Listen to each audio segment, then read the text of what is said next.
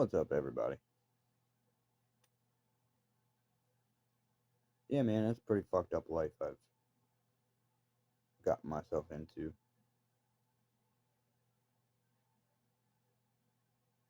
All because I picked females that I should have just stayed away from. And I didn't really, choose them. They just came to me, and I decided to say, okay, at points I should have been like, get away from me. I don't regret the kids at all. I regret them. But y'all would have to be a fly on the wall or a camera on my shoulder to really see the truth.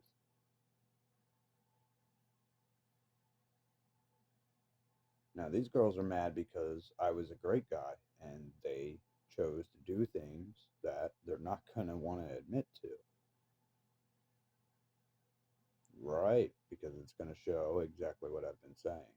And they damn sure don't want that. I'm the enemy, you see, even though I wasn't the one that chose to do any of this shit. They were. Yeah, this is how manipulation works.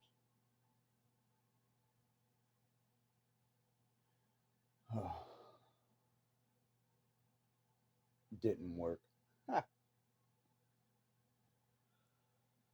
Oh my gosh. I've worked since I was 8 years old, literally doing anything I could to bring money in. No, I wasn't, 100% a golden kid or anything. I just knew my family needed money, or it would keep the kids off mom's back, so we had money. Because you know how kids always want stuff.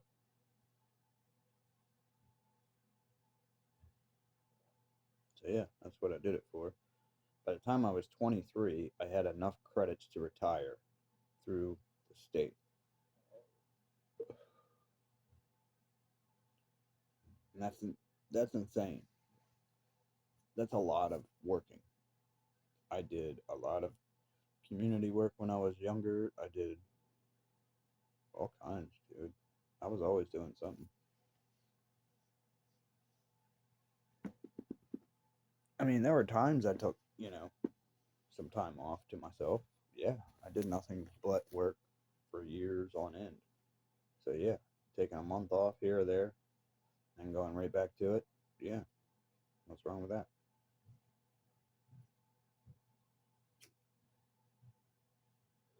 Well, that's a long time to be taken off. No, it's not. Think about it. If you work a regular job, you're off on holidays, you're off on certain weekends, you know.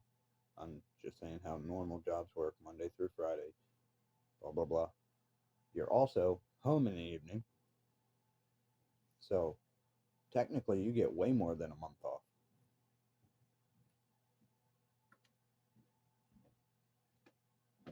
So, like throughout the whole year, from January to January, and you work every week, Monday through Friday, but you have off for certain holidays and weekends. So, you do all that math, you come to find out that you all had a couple of months off. It was just spaced out. I only had a month or two, and that didn't always happen.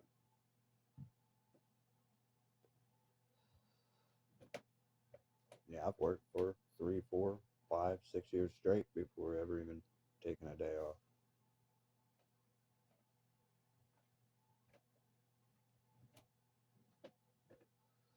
I have not met anybody my age or younger that does that. Nobody.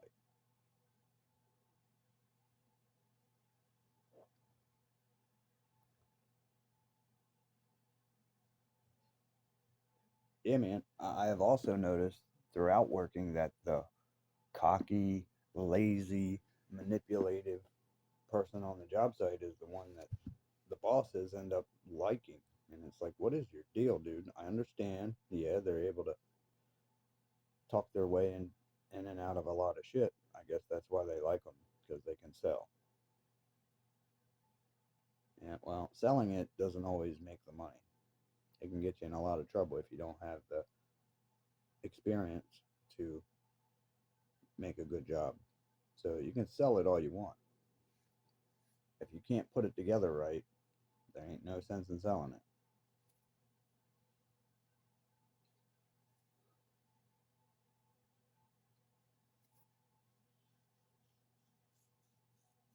Oh yeah, I've had people do that kind of stuff to me. They don't listen to what the install says, and they want it this way or that way, and you show them that, look, if I do that, I can't guarantee this install because that is improper install. They get mad. Why? Why? I don't know. Call the company. They're the ones that say if you install it that way, it's wrong.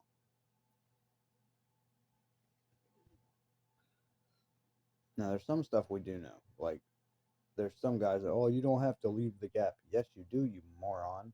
That shit's going to buckle. And these people are being highly paid to install floors. As soon as they get a really hot day or a really cold day, you're going to have issues. Dumbass. There is a reason for the quarter inch. That floating floor is going to move. It's going to expand and contract with heat and cold. Yes, you let it acclimate to get used to the temperature, but it normally only acclimates for 24 to 48 hours, and most people don't even want to wait that long. So you're lucky if you get the 24 hours, and then you have to factor in the fact that that's only 24 to 48 hours of acclimation in that area. It's not a whole year worth to really let that product expand and contract as much as it's going to before it kind of, gets used to its environment.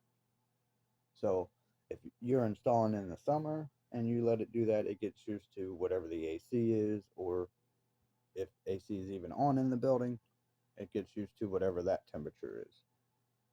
And then it's going to change. So, yeah, you want that quarter inch.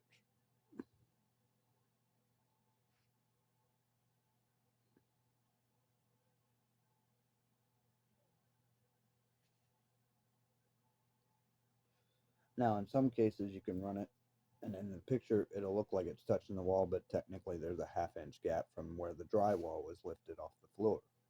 Then you're okay because you technically have a half inch that can't be seen ever because it'll be behind the trim and everything else. Now that's different because, like I said, it's a half inch off the floor and it's normally a half inch thick. So it gives you, as long as you run it straight to where it lines up with the face of that drywall, it gives you a half inch gap that doesn't ever let any gaps show because it's completely under the trim completely. Now, if the drywall is ran all the way to the floor, then you have to give it a quarter inch gap, and the trim is what covers that gap. That's why you undercut the door jambs and all that. Anyway, right, if you don't have any trim in yet and you put a floor in, hopefully it's painted. I would never put a floor in if it ain't painted. They can always come back in and, put a floor covering over it and do the trim. And most of the time, the trim's pretty much painted when it comes. You just got to put the final on it. But yeah, some places will paint it, then have you put the floor and then trim it out. Some places will trim out the doorways and have everything painted, but not the baseboard or the other shoe molding. Then that's another thing that you can do to help. You know, sometimes people use it to hide the gap. Sometimes people use it as they want the look, even though the gap is underneath the baseboard to where you would never see it anyway. They still want the quarter round because they like the look. No, quarter round and shoe molding is not the same thing. Shoe molding is shaped like a shoe. Quarter round is a quarter round. It doesn't have a kind of elongated side and then round. Shoe molding has a kind of elongated side and then round. If you measure the back L, you will see that there's a difference.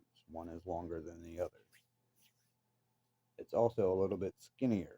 It's, a little bit over a quarter of an inch. So, like, I guess it's like 3/8.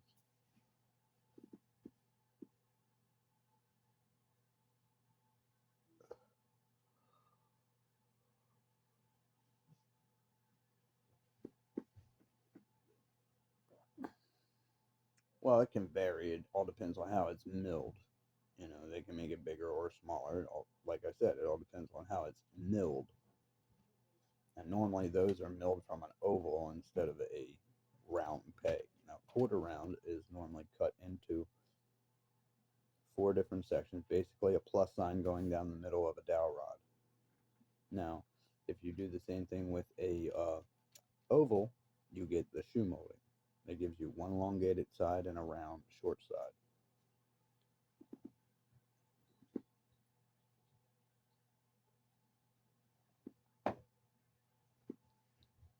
And yeah, a lot of people install shoe molding wrong. They install it with the long part going up the wall, and that's not the way you install shoe molding. Shoe molding is designed to look like a shoe, so therefore the long part goes on the floor. The short L part goes towards the wall.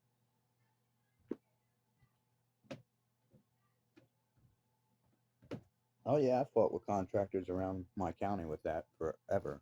Harford County knows the difference, but apparently Cecil County didn't. Oh no, it's the same. No, it's not. People don't mind it. It looks good either which way, but it's actually harder to put in that way. And a lot of them don't know what coping is, and coping is the best because whether it's a new building or an old building, if you have variations in the angle, the coping covers that up and it doesn't matter. And nobody knows the difference. It's also easier for when you take it out because it pretty much shows you a direction that you have to take it out and put it in, or you mess them up. So yeah, you got to be very careful and make sure you take them out right. But if you do, you take them out the same sequence that they were put in. You know what I mean? Well, you find the sequence that they were put in because you'll see a flow to it.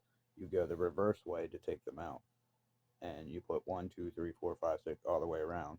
Until you get to your last little piece, and then you mark that whatever number you're up to, and then that tells you that you have to start at the last number and go backwards, count backwards to put it back in. So it comes out one way and goes back in the other way.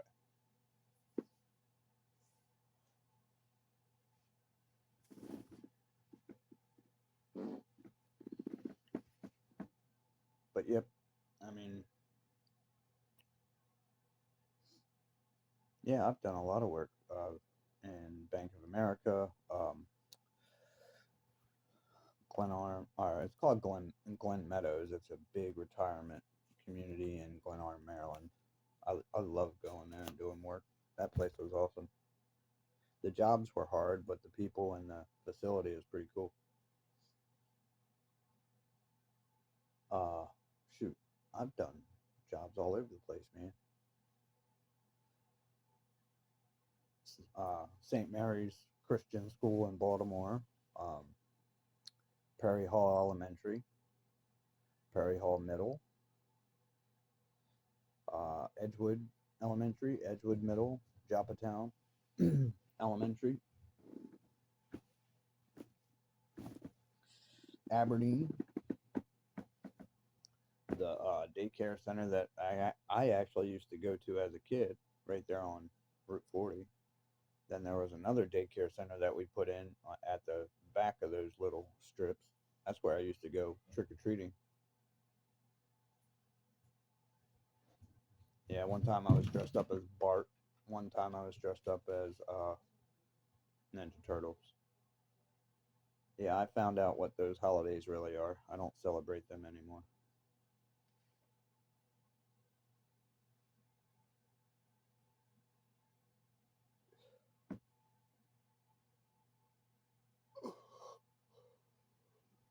But when I was a kid, I didn't know any better. I just thought it was what we did.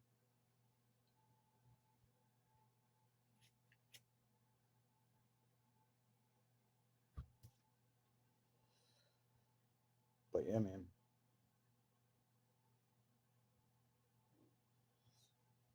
I mean, Tiff must be dumb, and I don't know how some of these people believe, or I, a lot of them just had an attitude towards me because I didn't live the lifestyle that they did, and I guess they thought I thought I was better than them. Um, Everybody knows going down that road is not good, and that you are in a position that is considered a very bad position. You are looking at dead or in jail. So yeah, a lot of people don't like those types of people because they try and drag them into what they're doing.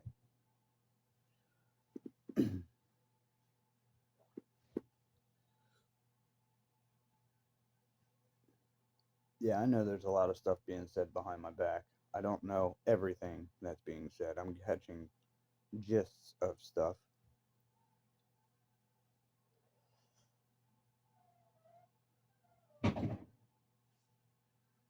That's fine. They can say whatever they want. They're just covering up for what they've done.